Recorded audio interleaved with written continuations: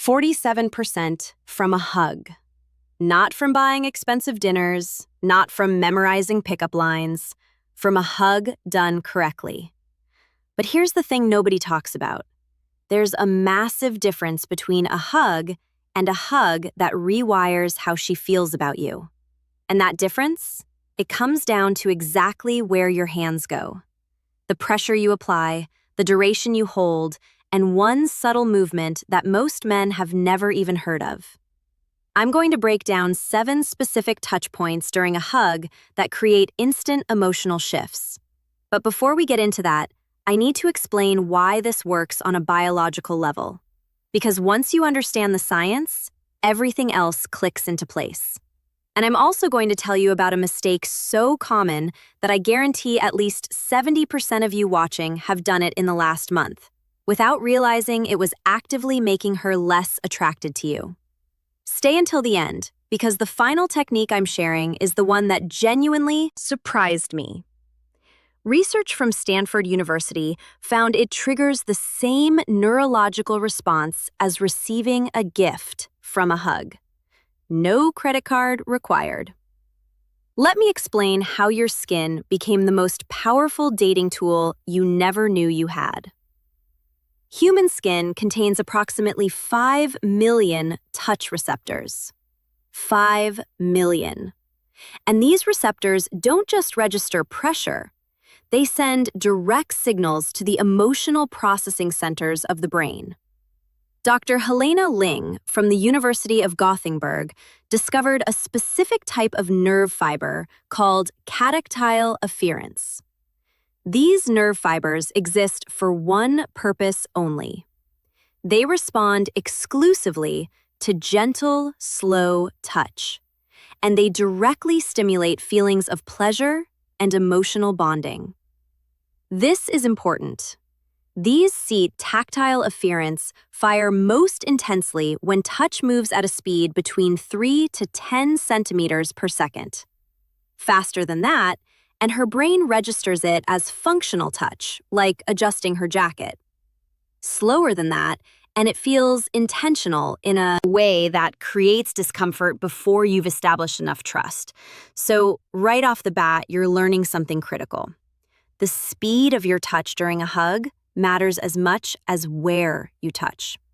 Most men grab, squeeze, and release. That's not a hug. That's a vending machine transaction. A proper hug that actually changes how she perceives you involves movement. Subtle, intentional movement at that 3 to 10 centimeter per second range that lights up her C-tactile afferents. But here's where it gets interesting. Not all areas of the body have the same concentration of these specialized nerve fibers. The back, specifically the upper back between the shoulder blades, has one of the highest concentrations. Meanwhile, areas that men instinctively gravitate toward during hugs often have lower concentrations of these receptors. So you've potentially been targeting the wrong zones this entire time. Don't worry, I'm going to give you the exact map in the next section. Now we get into specifics.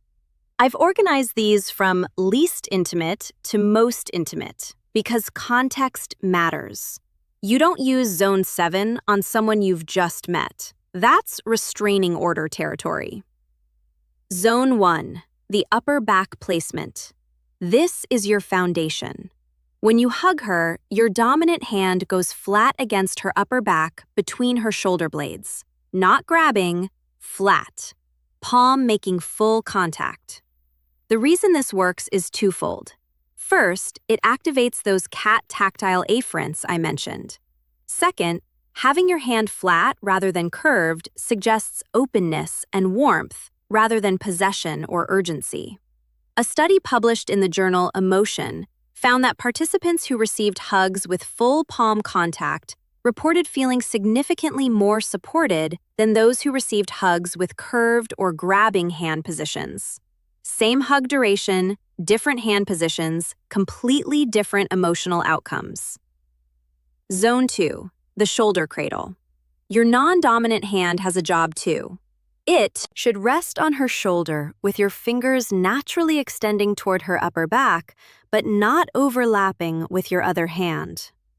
This creates what's called a containment embrace.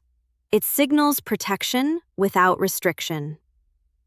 Here's a mistake I see constantly. Men place both hands at the same level on her back. This feels symmetrical, which might seem logical, but symmetrical positioning reads as impersonal. It's how you hug your aunt. The asymmetrical placement, one hand higher than the other, creates a more intimate and less formulaic sensation. Zone 3, the gentle gather. This is where movement comes in. Once you're in the hug, your upper hand makes one slow gathering motion. Not a rub, not a stroke, a gather. It's a subtle tightening of your embrace, pulling her maybe half an inch closer, lasting about 1 to 2 seconds. This movement tells her subconscious that you're choosing to bring her closer. It's active rather than passive. You're not just accepting a hug, you're actively wanting her closer. Dr. Tiffany Field, who directs the Touch Research Institute, has noted that static touch and dynamic touch produce measurably different hormonal responses. Dynamic touch, meaning touch that includes movement, produces higher oxytocin spikes. The gather is dynamic touch disguised as a natural part of the hug. Zone 4, the breath sync. This isn't technically a touch zone, but it amplifies everything else. Once you're in the hug, take one slow, deep breath that she can feel. When you breathe deeply, your chest expands, creating a subtle pressure change she'll perceive against her body. Research on synchronization between humans shows that when two people unconsciously match their breathing, feelings of connection increase dramatically. By taking an obvious deep breath, you're inviting her nervous system to sync with yours. 83% of participants in a study on physical intimacy reported feeling more connected to partners who displayed synchronized breathing patterns. You don't have to tell her to breathe with you. Her parasympathetic nervous system picks up the cue automatically. Zone 5, the temple touch. This one requires existing comfort between you. If you've been on a few dates or you're already in a relationship, this is incredibly powerful. As you're in the hug, turn your head slightly and let your temple or cheek rest against the side of her head. This changes the hug from a body-to-body experience to something that feels more complete. It also positions you perfectly for what comes next, which I'll explain in a moment. The temple touch signals that you're not in a hurry. You're present. You're not already thinking about what happens after the hug. Presence is one of the most attractive qualities research consistently identifies. And this physical gesture communicates presence without a single word. Zone 6, the release delay. Notice I said delay, not hold. There's a difference. When the natural moment to release arrives, you hold for exactly 1 more second. Not 3, not 5, 1 additional second. This is based on research about expectation and reward systems in the brain. When something lasts slightly longer than expected, dopamine spikes. It's the same reason a song that holds its final note creates emotional impact. The 1 second delay triggers a micro spike of dopamine that gets associated with you. But here's the warning. 2 seconds or more starts to feel like you don't want to let go, which can create pressure. 1 second is the sweet spot. It's noticeable, but not uncomfortable. Zone 7, the exit touch. How you end the hug matters as much as how you perform it. As you separate, your hand that was on her upper back should trail slowly across her shoulder as you pull away. Not lingering, trailing. It maintains physical contact for an extra moment as you're separating, which softens the transition from connection to separation. Most men just release and step back. Cold, abrupt, transaction complete. The exit touch creates continuity.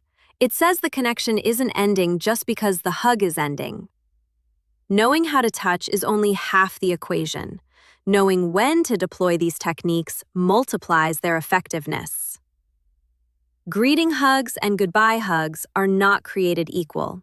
Research from the University of North Carolina found that goodbye hugs are processed more emotionally than greeting hugs. The brain attaches greater significance to the last physical contact before separation. So, if you're going to choose one hug to invest fully in, make it the goodbye hug. Use all 7 zones: the gathering motion, the breath sync, the release delay, the exit touch. This is the hug she'll be thinking about on her drive home. Greeting hugs can be slightly more casual. You can save zones 6 and 7 for the goodbye. This actually creates a subconscious comparison in her mind. The greeting hug was good. The goodbye hug was incredible. She'll notice the difference even if she can't articulate why. The worst time to attempt an intensive hug when she's clearly in a hurry or distracted. A perfectly executed hug on a woman who's checking her phone or scanning the room for someone else is useless. She's not neurologically available to process it. Wait for a moment when she's present. I promised I'd tell you about the mistake that's probably killing your hug effectiveness, and here it is: pulling away first. Multiple studies on attachment behavior show that the person who ends physical contact first is subconsciously perceived as having lower emotional investment. Every time you release a hug before she does, you're sending a signal that you're less committed to the moment than she is. Now, this creates an interesting dilemma. You don't want to cling, but you don't want to pull away first either. The solution is the release delay I mentioned in Zone 6. You wait until you feel her begin to release. Then you hold for 1 more second. Then you execute the exit touch. This means you're technically releasing after she initiates the release, but the delay makes it feel like you're separating together rather than you chasing her withdrawal. Men who consistently release first report worse outcomes in relationship formation. Women describe them as harder to read or less interested than I thought. Meanwhile, the actual interest level might be identical. The hugs are just communicating the wrong message. So, you've executed these techniques. How do you know if they're landing? First signal, the lean in. If your embrace triggers a stronger lean from her, pressing more of her body against yours, that's a clear indicator her nervous system is responding positively. She's literally trying to increase the contact. Second signal, the exhale. A deep exhale during or immediately after the hug means her parasympathetic nervous system just activated. You've created relaxation, safety, comfort.